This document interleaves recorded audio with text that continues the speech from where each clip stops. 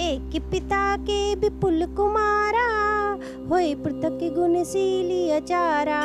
को पंडित को तापस ज्ञाता, को धनवंत सूर को दाता। एक पिता के बहुत से पुत्र पृथक पृथक गुण स्वभाव और आचरण वाले होते हैं। कोई पंडित होता है, कोई तपस्वी, कोई ज्ञानी, कोई धनी, कोई शूरवीर, कोई दानी। को सर्वज्ञ धर्म रत कोई, सब पर पितहि प्रीति सम होई। को पितु भगति बचन मन करमा, सपने जानि न दूसरी धर्मा। कोई सर्वज्ञ और कोई धर्मपरायण होता है। पिता का प्रेम इन सभी पर समान होता है, परंतु इनमें से यदि कोई मन वचन और कर्म से पिता का ही भक्त होता है, स्वप्न में भी दूसरा धर्म नहीं जानता।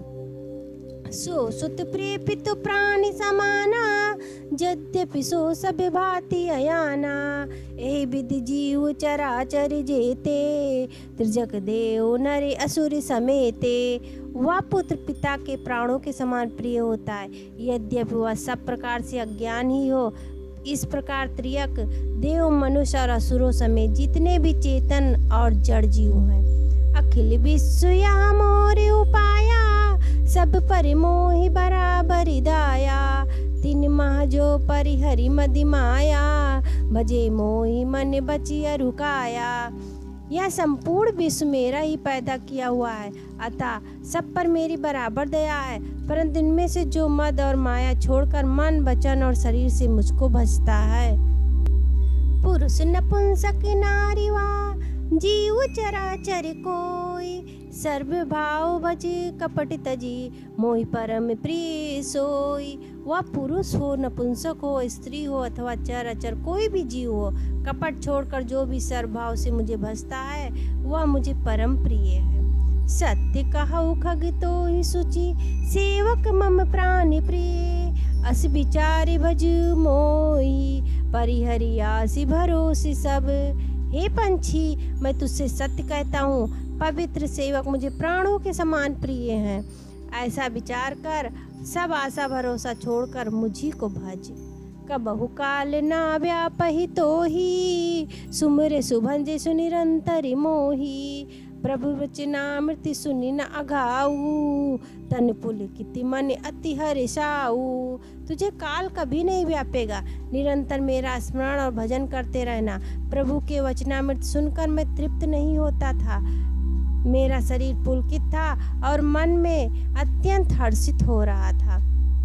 सो सुख जाने मन अरुकाना, नहीं रसना पही जाय बखाना। प्रभु शोभा सुख जानहि नैना, कही किमि सकहि तिनहि नहीं बहना।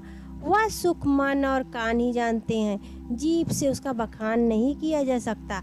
प्रभु की शोभा का वह सुख नेत्र ही जानते हैं, पर वह कह कैसे सकते हैं, उनके बाड़ी तो है ही नहीं।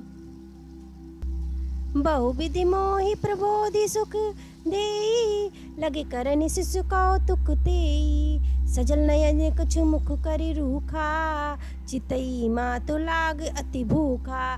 मुझे बहुत प्रकार से भली बात समझकर सुख देकर प्रभु फिर वही बालकों का खेल करने लगे। नेत्रों में जल भरकर और मुख को कुछ रूखा सा बनाकर माता की ओर देखा और मुखाकृत तथा चितवन से माता को समझा दिया कि बहुत भूख लगी है।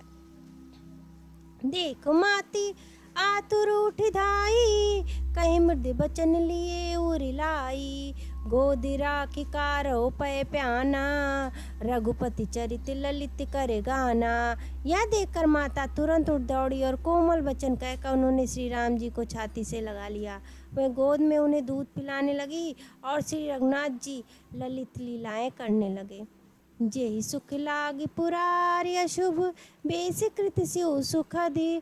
अवधिपुरी नरी नारी तोहि, सुख महु संतति मगन। जिस सुख के लिए सबको सुख देने वाला कल्याण रूप त्रिपुरार शिव जी ने अशुभ वेश धारण किया, वह सुख में अवधपुरी के नर नारी निरंतर निमग्न रहते हैं। सोई सुख लौलेस जिन बारक सपन लहेऊ, ते नहीं गनहि खगेश। ब्रह्म सुखई सज्जन सुमति, उस सुख को लवलेश मात्र जिन्होंने एक बार स्वप्न में भी प्राप्त किया है, हे पंछीराज, वह सुंदर बुद्धि वाले सज्जन पुरुष उसके सामने ब्रह्मा सुख को भी कुछ नहीं गिनते।